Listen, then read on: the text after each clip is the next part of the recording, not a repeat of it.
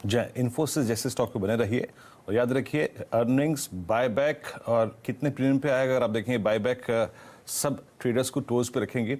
मैं इस पे एक जरा चार्ट लेके आइएगा मानस, जरा आप इस चार्ट को देखिएगा और सितंबर उससे पहले अगर आप देखिए जून जुलाई 2020 उसके बाद दिसंबर 2020 एक टिपिकल जिसे कहते हैं ना mean cup and handle formation का ब्रेकआउट इस पे विजिबल होता है और ये उस टारगेट को करीब 20 से 25 दिन के टाइम फ्रेम में पूरा भी कर लेता है।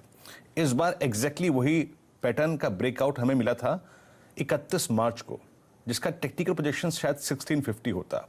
अब मुझे इस इवेंट को चेस करना है, इस खबर को चेस करना है। 1500 की कॉल लेके आइए प्लीज। 1500 की मानस इस पे कॉल जो है वो करीब 28 से 29 रुपए के प्रीमियम पे ट्रेड कर रही है। मान लीजिए आज गैप अप ओपनिंग के बाद 40 पे भी मिल जाए तो आपकी राय क्या है उस ऑप्शन को प्ले करने के लिए और आपके टेक्निकल टारगेट्स क्या हैं इस स्टॉक पे? देखिए, हम स्टॉक की बात करें, कैश लेवल्स की बात करें तो सबसे इंपॉर्टेंट ये है कि 20 डे मूविंग एवरेज पे बहुत बार स्टॉक ने सपोर्ट लिया है, तो वो आपके स्टॉप लॉसेस रहेंगे।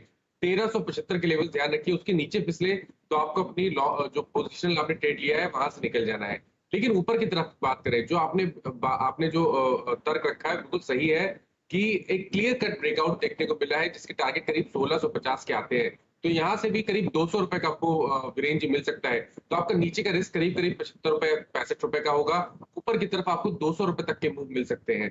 तो आप बिल्कुल कैश में खरीदारी कर सकते हैं। लेकिन अगर आप ऑप्शन में जो आपने कॉल ऑप्शन बताया है उसमें खरीदारी कर रहे हैं तो मेरे हिसाब से उसका भाव 28 रुपए के आसपास चल रहा है।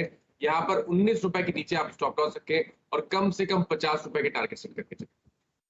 चलिए, तो आम राय ये बन रही है कि बायबैक्स के बाद आप इन्फोसिस को एक फ्रेश रिकॉर्ड हाई लगाते हुए देखते हैं। बायबैक का प्राइस आपको 1600 से 1700 रुपए के बीच में आता हुआ दिख सकता है और स्टॉक उससे भी ज्यादा तेजी में दिखेगा। एक बात और देखने की है कि बायबैक में कितना प्रतिशत शेयर एक्सेप्ट होता है। उस एक्सेप्टेंस रेशियो पर ही सारा दारोमदार बना रहता है कि वो बायबैक सक्सेसफुल है या नहीं। लेकिन हिस्ट्री ये दिखाती है कि अगर आप इन्फोसिस में बने रहें तो आप लंबी अवधि में बहुत ही अच्छा पैसा कमाते हैं। और थोड़ी देर पहले सुमित जी हमारे साथ जो स्टूडियो में अभी भी जुड़े हुए हैं वो अपने एक मित्र की बात बता रहे थे जिनके पास 1 लाख शेयर इन्फोसिस के हैं और वो स्टॉक्स और स्प्लिट्स करते करते वो फिलहाल इस लेवल पर पहुंच गए हैं। बायबैक्स का भी वो बहुत अच्छे हिस्से में थे। उन्होंने कोई शेयर बायबैक में डाला क्या? नहीं, आज तक नहीं। वेट ही कर रहे हैं, दिख रहा है प्रॉफिट बढ़ रहा है, पैसे बढ़ते ही जाते, क्यों वेट कुछ करेंगे? डिविडेंड ही इतना आता है उन्हें हर साल।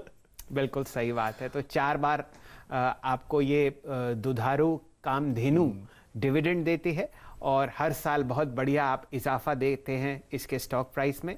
बायबैक्स की वजह से आप समझिए कि नंबर ऑफ शेयर होल्डर्स अगर कम भी ना हो तो नंबर ऑफ शेयर्स कम हो जाते हैं और वो आपको ईपीएस को बढ़ाते हुए देखते हैं, उस वजह से स्टॉक भी बढ़ता है। तो ये तो चर्चा हुई इन्फोसिस पर। अब जुड़ते हैं वापस हर्षदा जी से और आज जो सबसे अहम स्टॉक है टीसीएस, हमारे देश की सबसे बड़ी आईटी कंपनी, वो आपको चौथी तिमाही के नतीजे बताती हुई दिखेगी बाजार बंद होने के बाद। क्या वो नतीजे होंगे ये आपको बता रही हर्षदा जी।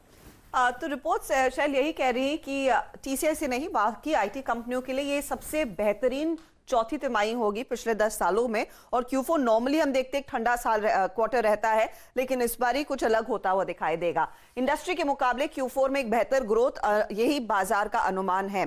दूसरी तरफ आप देखिए डॉलर रेवेन्यू ग्रोथ करीब 5%, 4.8% टू 5% के बीच रहने के आसार है। 5,975 मिलियन डॉलर्स का एक्सपेक्टेशन इस समय बाजार लगाकर चल रहा है डॉलर रेवेन्यू टर्म्स में। और कांस्टेंट करेंसी ग्रोथ भी 4% प्लस रहने की पूरी उम्मीद यहां पर जताई जा रही है। लेकिन अबिट मार्जिन स्टेबल रहेंगे, 26.6% पिछले क्वार्टर में थे, उसी के आसपास रहने का अनुमान बाजार का है। प्रॉफिटेबिलिटी में करीब 7% तक की ग्रोथ देखने को मिलेगी। 9,317 करोड़ का प्रॉफिट बाजार ने यह फिलहाल अंदाजा लगाया हुआ है। रेवेन्यू ग्रोथ जो आएगी वो लार्जली प्रूडेंशियल, प्राइमेरिका और पोस्ट बैंक की डील्स के जरिए आएगी। याद रखिएगा कंपनी ने, ये इकलौती कंपनी है जिन्होंने 2 दफा कोविड काल में दरअसल वेज हाइक किया है। तो उसका कितना इंपैक्ट और यहां से आगे क्या कमेंट्री रहती है वो इंपॉर्टेंट रहेगी। अब तक कमेंट्री जो रही थी वो थोड़ी सी कॉशियस टू पॉजिटिव थी, लेकिन मुझे लग रहा है अब यहां पर ज्यादा पॉजिटिव कमेंट्री आने के आसार बनते दिखाई दे रहे हैं।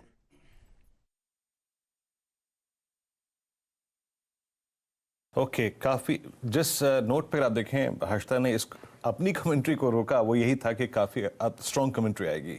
एक इस पे टेक्निकल राय लेते हैं, उसके बाद ड्यूरिंग द डे इसको काफ़ी बार डिस्कस कर भी लेंगे।